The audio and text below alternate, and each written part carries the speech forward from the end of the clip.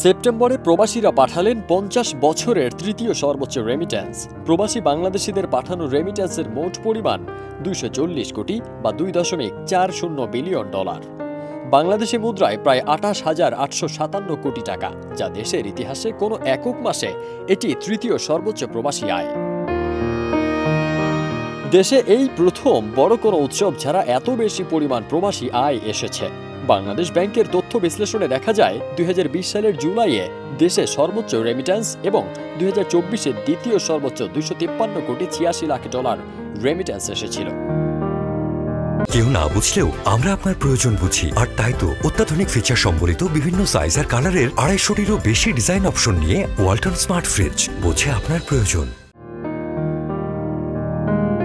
সংশ্লিষ্টরা বলছেন, শেখ হাসিনার সরকার পতন ও তার দেশ ত্যাগের পর দেশের ব্যাংকিং খাতের অনিয়ম দুর্নীতি বেরিয়ে আসে।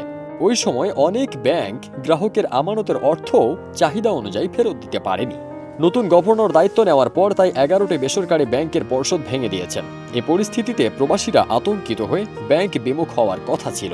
কিন্তু রেমিট্যান্স প্রবাহের চিত্র বলছে, প্রবাসীরা সে পথে হাঁটেননি, বরং আগের যে কোনো সময়ের তুলনায় তারা বেশি আন্তরিকতা দিয়ে বৈধ পথে দেশে রেমিট্যান্স পাঠাতে উৎসাহী হয়েছেন।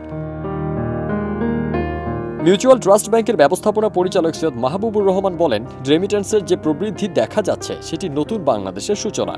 প্রবাসীরা দেশের গণ অভ্যুত্থানকে ইতিবাচক হিসেবে দেখছেন। তারা মনে করছেন, বাংলাদেশ এখন আমার, এদেশ গঠনে ভূমিকা রাখতে হবে। প্রবাসীরা মূলত দেশের রাজনৈতিক পরিবর্তনের উৎসবে সামিল হচ্ছেন। ছাত্র জনতার গণ অভ্যুত্থানের মুখে গত ৫ আগস্ট সরকার প্রধানের পাশাপাশি বাংলাদেশ ব্যাংকের গভর্নর আব্দুর রউফ তালুকদারও পালিয়ে যান। ১ বছর আগে তার নেওয়া বেশ কিছু সিদ্ধান্তের প্রভাবে ২০২৩ সালের সেপ্টেম্বরে দেশের রেমিট্যান্স প্রবাহে বড় ধরনের বিপর্যয় ঘটে। ওই মাসে ব্যাংকিং চ্যানেলে রেমিট্যান্স আসে মাত্র $১৩৩ কোটি, যা গত ৫ বছরের মধ্যে সর্বনিম্ন।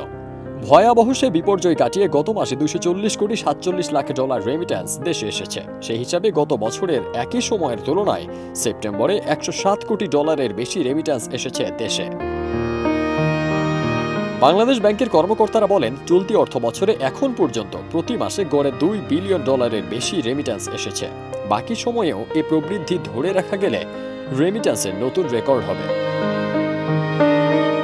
ফারদিন সানি, দেশ রূপান্তর।